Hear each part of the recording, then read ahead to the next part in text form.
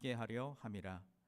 내가 이것을 너희에게 명함은 너희로 서로 사랑하게 하려 함이라. 아멘. 하나님의 거룩한 말씀입니다. 자리에 앉으시겠습니다.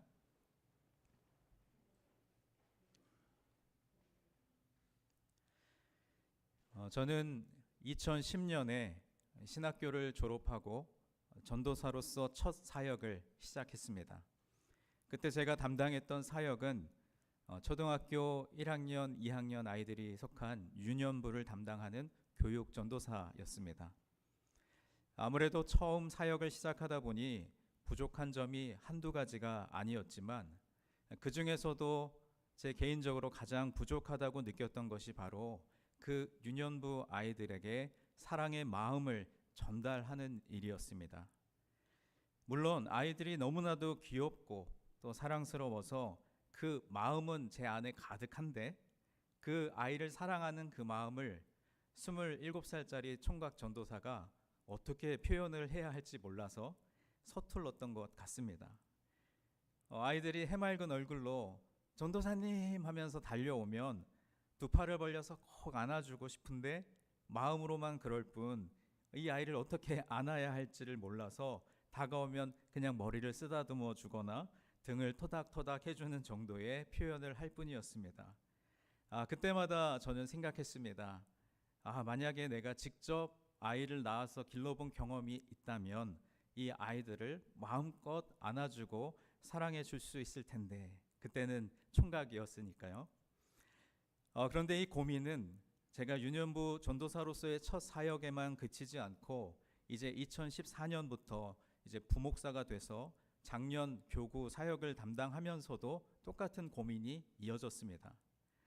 제가 담당하는 교구에서 출산한 가정이 있으면 이제 한국은 뭐 조리원이라든지 아니면 가정으로 신방을 가서 그 출산한 성도님을 또 위로하고 격려해드리고 축하해드리는 그런 신방을 자주 하곤 했는데, 그러면 그 가정에 찾아가면 그 갓 태어난 그 어린 생명을 품에 안아서 목사님 우리 아기 위해서 축복 기도해 주세요 그렇게 하시는데, 물론 목회자로서 너무나 영광스럽고 축복된 일임에도 불구하고 제가 그때까지 아이를 제 품에 안아본 경험이 없기 때문에 너무너무 당혹스러울 때가 있었습니다.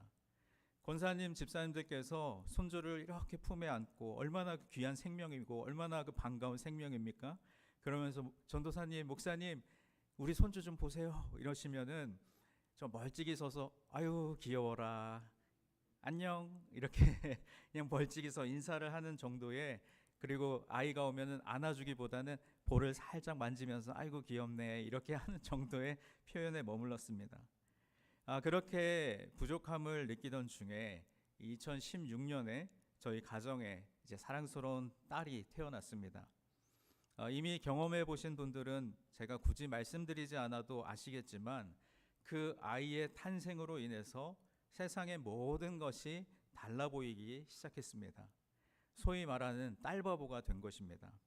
엄마의 품에 안겨서 새근새근 잠에 들고 또 젖을 물고서 그렇게 있는 모습을 보고 있노라면 그 아가의 귓가에 사랑해 라고 이야기하는 것조차도 가슴 떨리는 일이 되었습니다. 처음엔 그렇게 우리 가정에 와준 것이 너무나 고마워서 눈물이 왈칵 쏟아지기도 했습니다. 드디어 제가 사역하는 동안에 결핍을 느꼈던 그 사랑의 표현에 대한 부족함을 채울 수 있게 된 것이죠. 그런데 더 중요한 것은 제가 그 두 아이의 탄생을 제 아내 곁에서 지켜보면서 그 전까지 알고 있었던 사랑에 대한 개념이 새롭게 바뀌게 되었습니다. 그저 사랑을 받고 사랑을 주는 것이 사랑의 전부라고 생각했는데 사랑의 이면에 또 다른 것이 있음을 알게 되었습니다. 물론 그동안 전혀 몰랐던 것이 아니라 새삼 깨닫게 된 것입니다. 한 생명을 세상에 나오게 하도록 하기 위해서 그 여인이 겪는 그 산고는 제가 그전까지 TV나 책으로 보고 들었던 것과는 비교할 수 없을 만큼 힘들고 고통스러운 일이었습니다. 제가 너무나도 사랑하는 사람이 또 하나의 생명을 탄생시키기 위해서 몸에 물과 피를 쏟으며 처절한 고통과 신음을 견디는 그 모습을 옆에서 바라보면서 아내가 진통을 겪는 그 시간 동안 남편으로서 해줄 수 있는 것은 그저 아내의 손을 잡아주고 잘하고 있다고 격려해주면서 위로의 말을 해주는 것밖에 없었습니다. 너무나 아파하는 모습을 바라보니 태어날 아기가 미운 적도 있었고, 또 그 고통의 시간, 그 하나의 생명을 위해서 한 사람의 그 아주 처절한 희생이 필요하다는 것을 보게 되었습니다. 그토록 사랑하는 그 생명, 그 아기를 만나기까지 고난의 시간, 고통의 시간을 통과해야만 했습니다. 그래서 사랑의 이면에는 희생이라고 하는 또 다른 이름이 있음을 깨닫게 되었습니다. 그러면서 제 안에 자연스럽게 예수님의 십자가 사랑이 떠올랐습니다. 제가 좋아하는 어떤 찬양의 가사에 나의 십자가 고통, 해산의 그 고통으로 내가 너를 낳았으니 너는 사랑하는 내 아들이라, 너는 사랑하는 내 딸이라 라는 고백처럼 아무 죄도 없으신 예수님께서 저와 여러분을 너무나도 사랑하셔서 십자가 위에서 물과 피를 쏟으셨습니다. 물론 한 가정의 아이의 탄생과는 비교도 할 수 없을 만큼 예수님께서는 온 인류의 구원을 위해서 희생하신 것입니다. 그것이 그저 성경에 나오는 이야기라서 우리는 당연히 받아들이지만 그 희생이 얼마나 큰 사랑이었기에 가능한 일이었는지를 우리는 새삼 깨닫게 되는 것입니다. 그래서 오늘 설교의 제목대로 사랑의 또 다른 이름, 그것은 바로 희생이라는 것을 알게 되었습니다. 우리는 지난 수요일, 제2의 수요일을 시작으로 2025년의 사순절 여정을 걸어가고 있습니다. 오늘 주보와 또 광고를 통해서도 한 번 더 강조드렸고, 또 제가 지난주에 교회 카톡방을 통해서도 여러분께 권면드렸듯이 월요일은 주일에 선포된 말씀을 다시 한번 되새기며 각자 계신 곳에서 개인 기도로 참여하시고, 또 화요일부터 금요일까지는 매일 오전 5시 30분에 우리 교회 유튜브에 업로드되는 찾아가는 말씀 기도, 그 영상을 통해서 또 묵상하시고, 토요일이면 오전 6시 30분에 이곳에서 드리는 토요 새벽 예배에 참여하셔서 부활주일까지 이어지는 40일의 여정을 말씀과 기도로 걸어가면서 예수님, 그분이 이 땅에 오신 이유와 목적, 그리고 그 사랑이 얼마나 위대한 것인지를 깊이 묵상하는 시간이 되기를 소망합니다. 이제 오늘의 말씀 속으로 들어가겠습니다. 오늘 본문 말씀이 속한 요한복음 15장에서 우리가 잘 아는 것처럼 예수님은 자신을 참 포도나무로, 그리고 하나님은 농부로 비유하시면서 제자들이 가지로서 나무이신 예수님, 그분께 붙어 있어야 한다고 말씀하십니다. 가지가 포도나무에 붙어 있지 않으면 열매를 맺을 수 없는 것처럼 제자들도 예수님 안에 거할 때 열매를 맺게 된다는 것입니다. 그리고 예수님은 제자들에게 서로 사랑하라는 명령을 주시면서 친구를 위해 목숨을 내어주는 것이 그 사랑이 가장 큰 사랑이라고 강조하십니다. 그러나 세상은 예수님과 그 제자들을 미워할 것이라고 경고하시며 그들이 세상에서 고난을 겪게 될 것을 말씀하십니다. 또한 예수님은 보혜사 성령께서 오셔서 그분을 증언하실 것을 약속하셨습니다. 요한복음 15장에서 중요한 주제를 두 가지로 요약해 본다면, 첫째는 예수님 안에 거하는 것이고, 둘째는 사랑의 계명입니다. 예수님은 제자들에게 주님 안에 거하는 삶이 열매 맺는 신앙의 핵심이라는 것을 가르쳐 주셨습니다. 이것은 예수님과의 친밀한 관계와 지속적인 교제가 우리 그리스도인의 신앙의 성장과 성숙에 필수적이라는 것을 의미합니다. 또한 예수님은 서로 사랑하라는 계명을 다시 한번 강조하시면서 그 사랑이 그리스도의 제자라는 것을 나타내는 표징이다라고 말씀하십니다. 오늘 본문 요한복음 15장 12절부터 17절까지 말씀에도 사랑이라고 하는 단어가 4번이나 등장합니다. 그러니까 오늘 본문 말씀을 한 문장으로 요약하면 내 계명은 서로 사랑하는 것이다 라고 표현할 수 있습니다. 또 예수님과 깊이 연결되고 사랑을 실천하는 것이 우리가 앞으로 행해야 할 신앙의 본질이라는 것을 분명하게 말씀하고 있습니다. 오늘 본문의 말씀을 살피기 전에 그 앞선 15장 1절부터 또 11절까지의 말씀을 잠시 한번 살펴보기를 원합니다. 요한복음 15장 4절에서 예수님은 제자들에게 포도나무와 가지의 비유로 말씀하셨습니다. 내 안에 거하라, 나도 너희 안에 거하리라. 가지가 포도나무에 붙어 있지 아니하면 스스로 열매를 맺을 수 없음 같이 너희도 내 안에 있지 아니하면 그러하리라.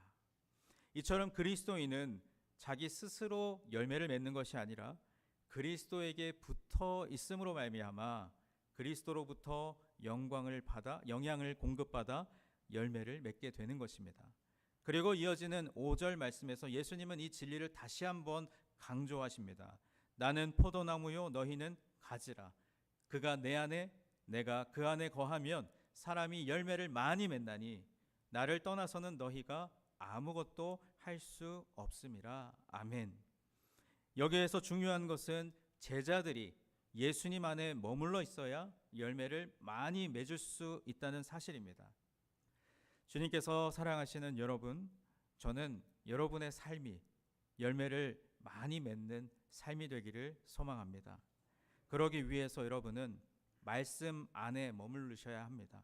그리고 예수님 안에 머물려고 노력하셔야 합니다. 그리스도 안에 거하는 것은 또한 그의 사랑 안에 거하는 것입니다. 그 사랑은 세속적인 사랑이 아니라 거룩한 사랑입니다. 요한복음 15장 9절 말씀에 이렇게 말씀하고 있습니다. 아버지께서 나를 사랑하신 것 같이 나도 너희를 사랑하였으니 나의 사랑 안에 거하라. 즉 이 사랑은 하나님 아버지께서 예수님을 사랑하신 것처럼 예수님께서 우리를 사랑하신 그 사랑을 의미합니다. 따라서 이 사랑은 이타적이고 희생적인 사랑입니다. 그러면 우리가 열매를 맺는 삶을 살기 위해서 예수님의 사랑 안에 거해야 한다는 것은 알겠는데, 그러면 우리의 삶에서 구체적으로 어떻게 하면 예수님의 사랑 안에 거할 수 있을까요? 그 해답은 바로 예수님의 계명을 지키는 것입니다. 요한복음 15장 10절은 말씀합니다. 내가 아버지의 계명을 지켜 그의 사랑 안에 거하는 것 같이 너희도 어떻게 하라고요? 내 계명을 지키면 어떻게 한다고요? 내 사랑 안에 거하리라. 예수님의 사랑 안에 거하는 것이 열매를 맺는 삶이라면 예수님의 사랑 안에 거하는 것은 무엇이냐? 바로 예수님의 계명을 지키는 것입니다. 따라서 그리스도 안에 거하는 삶은 그저 단지 기도와 묵상과 같은 개인적인 경건만이 아니라 우리의 일상생활 가운데 그의 계명을 적극적으로 지키는 실천적인 삶을 통해서 이루어진다는 것을 알 수 있습니다. 그러면 예수님의 계명은 무엇일까요? 오늘 본문 12절 말씀에 나오듯이 내가 너희를 사랑한 것 같이 너희도 서로 사랑하라. 말씀을 다시 한번 같이 읽어보겠습니다. 시작. 내가 너희를 사랑한 것 같이 너희도 서로 사랑하라. 여러분, 이 말씀을 보면 너희도 서로 사랑하라고 했습니다. 우리가 서로를 사랑하려고 하면 사실은 쉬운 것 같지만 어려운 일이기도 합니다. 그런데 그럼 도대체 이런 사람들을 내가 어떻게 사랑해야 하겠습니까? 라고 물었을 때 예수님은 우리에게 말씀하십니다. 내가 너희를 사랑한 것 같이 너희도 사랑하라. 여기서 내가 너희를 사랑한 것 같이 라고 하는 이 표현이 아주 중요합니다. 즉 그것은 그리스도의 사랑이 다른 사람들을 위한 죽음에서 드러난다는 의미이며 우리 성도들 가운데에서 지켜져야 할 사랑의 표준이 바로 그것임을 드러내는 것입니다. 그저 단순히 사랑을 받았으니까 나도 사랑을 주는 그런 기브앤테이크의 계산적인 사랑이 아니라 한 여인이 하나의 생명을 해산하기 위한 그 고통을 감내하듯이 더 나아가 예수님께서 우리의 죄를 위하여 자신의 목숨까지 내어주신 그 희생적인 사랑을 우리도 실천하라는 것입니다. 요한복음 13장 34절에서도 이와 비슷한 말씀을 하신 적이 있습니다. 새 계명을 너희에게 주노니 서로 사랑하라. 내가 너희를 사랑한 것 같이 너희도 서로 사랑하라. 왜 예수님은 서로 사랑하라는 명령을 새 계명이라고 하셨을까요? 이미 예수님은 사랑에 대한 수많은 말씀을 하셨습니다. 하지만 이제 서로 사랑하라는 이 말씀은 새로운 의미로 드러난 것입니다. 왜냐하면 십자가로 말미암아 예수님께서 말씀하신 그 사랑이 과연 어떠한 사랑인지를 새롭게 경험하게 될 것이기 때문입니다. 사랑이 그저 많은 교리들 중에 하나라면 그것은 인류의 역사만큼이나 오래된 것입니다. 하지만 사랑이 인격적인 체험이라고 한다면 그것은 언제나 새로울 수 있는 것입니다. 우리는 주님의 사랑을 매일매일 새롭게 경험하며 살아갑니다. 오늘 말씀에는 그렇게 새로운 사랑을 예수님께서 자신의 친구로 삼아주신 사랑으로 표현하고 있습니다. 오늘 본문 13절 말씀, 우리 다 같이 말씀을 읽어보도록 하겠습니다. 사람이 친구를 위하여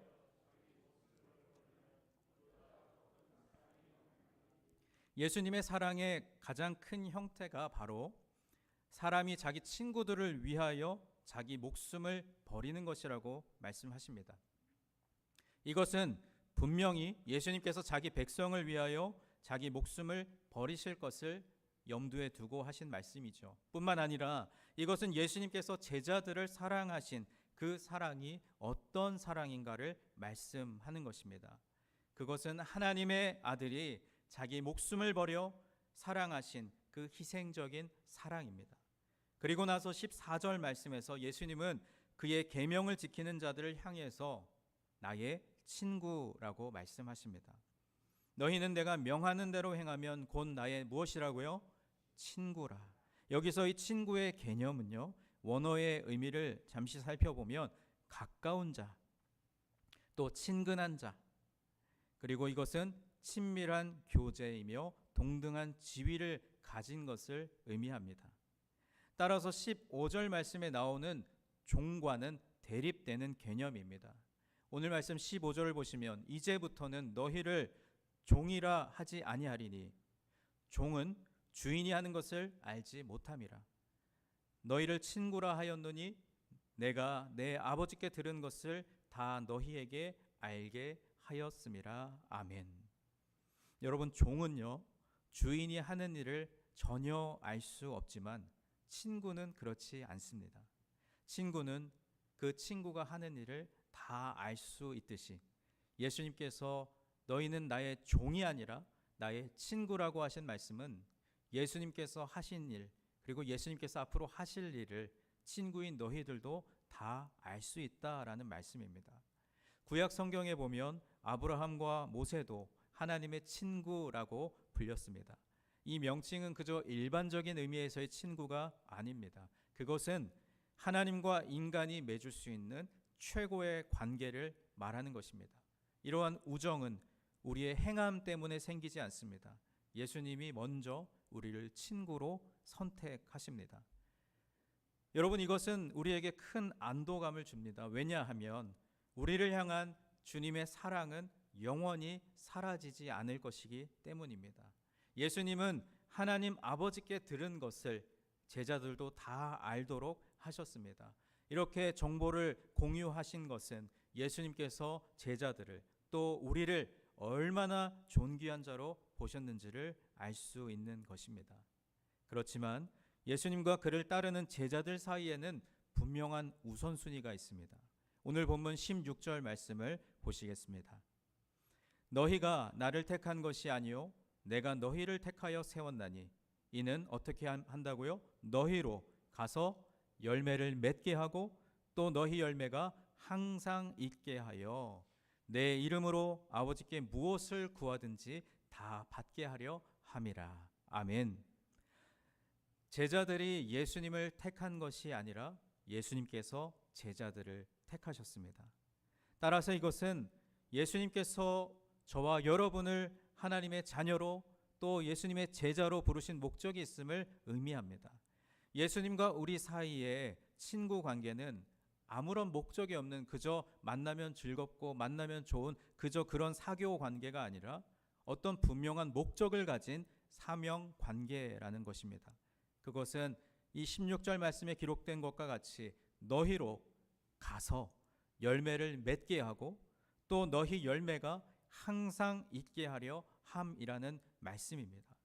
또한 내 이름으로 아버지께 무엇을 구하든지 다 받게 하려 함입니다.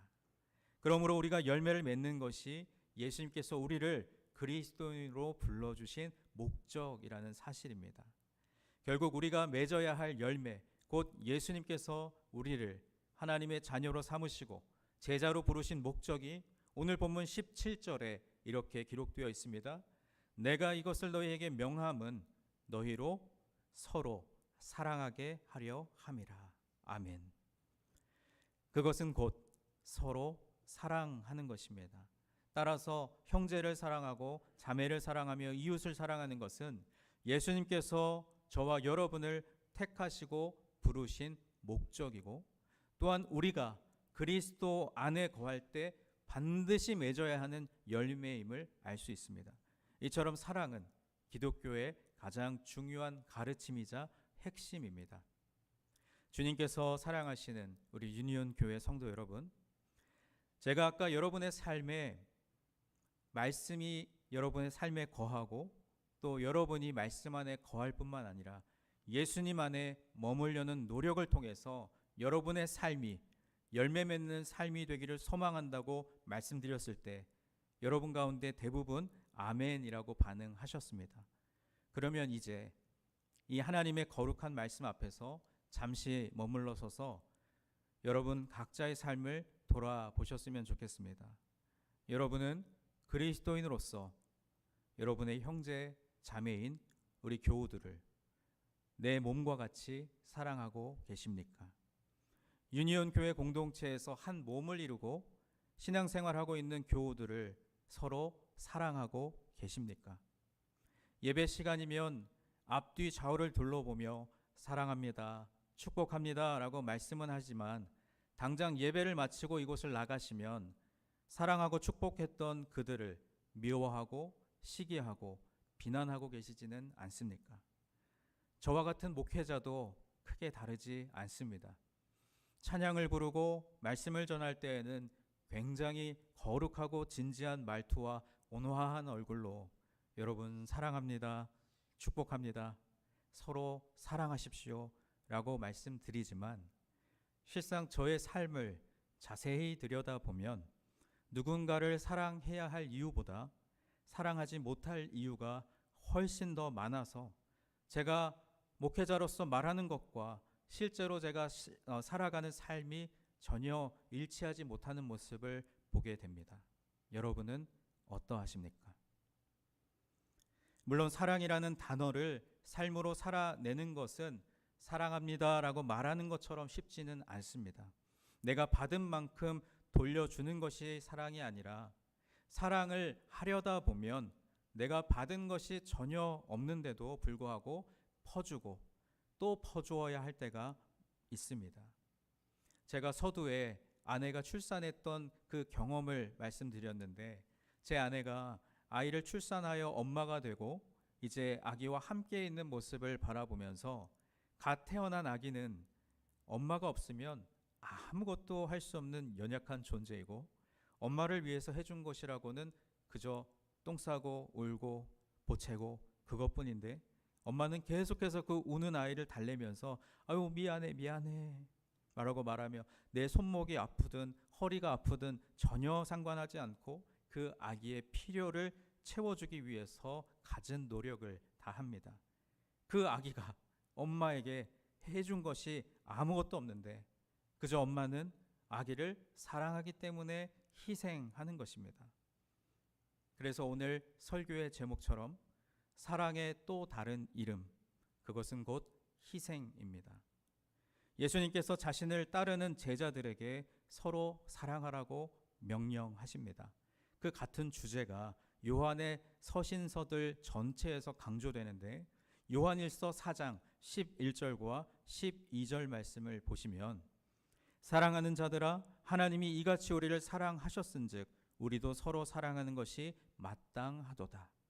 어느 때나 하나님을 본 사람이 없으되 만일 우리가 서로 사랑하면 하나님이 우리 안에 거하시고 그의 사랑이 우리 안에 온전히 이루어지느니라. 아멘. 요한은 서로 사랑하기를 거부하는 자들을 향해서 거짓말쟁이라고 부릅니다. 요한일서 4장 20절 말씀을 보시면 누구든지 하나님을 사랑하노라 하고 그 형제를 미워하면 이는 거짓말하는 자니 보는 바 그 형제를 사랑하지 아니하는 자는 보지 못하는 바 하나님을 사랑할 수 없느니라.